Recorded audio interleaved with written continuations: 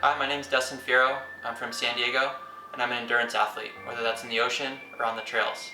I'm up here in Mammoth training for the Zacamac race, a 50K in September, and a marathon in November.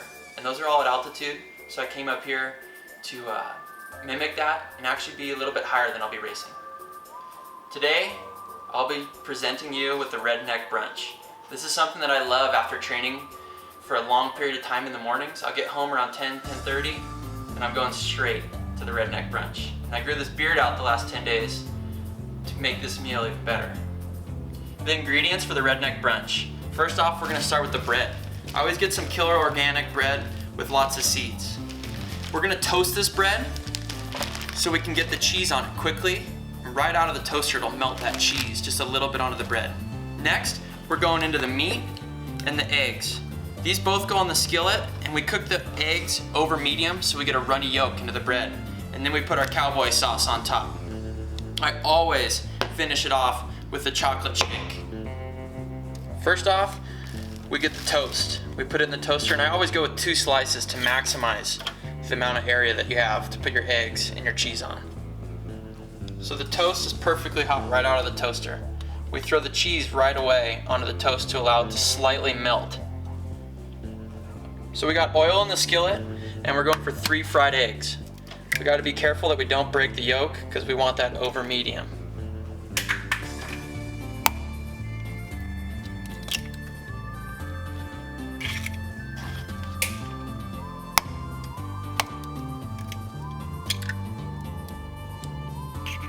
We also leave the perfect amount of skillet open so we can put our meat right in here and warm that up at the last minute.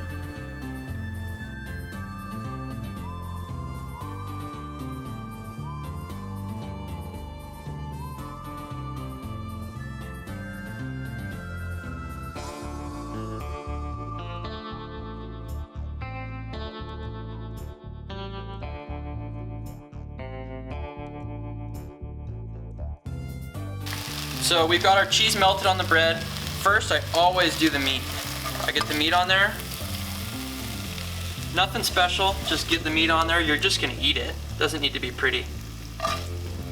Egg placement is a little bit more crucial. You wanna spread out the yolks so that they evenly get into that bread as you go through the yolks. The last piece of this meal is some hickory barbecue sauce. It'll make you smile and know that your workout was good.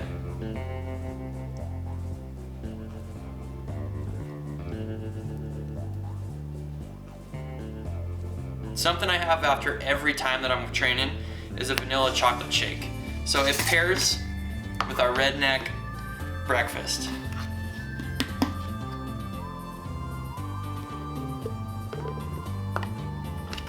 I always use almond milk to really get that chocolate milk.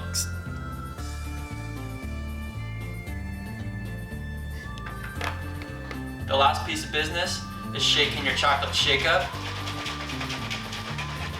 Then you get to party with your redneck brunch.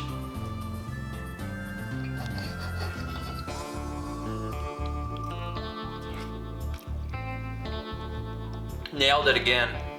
Thanks for tuning in to the redneck brunch at the crib.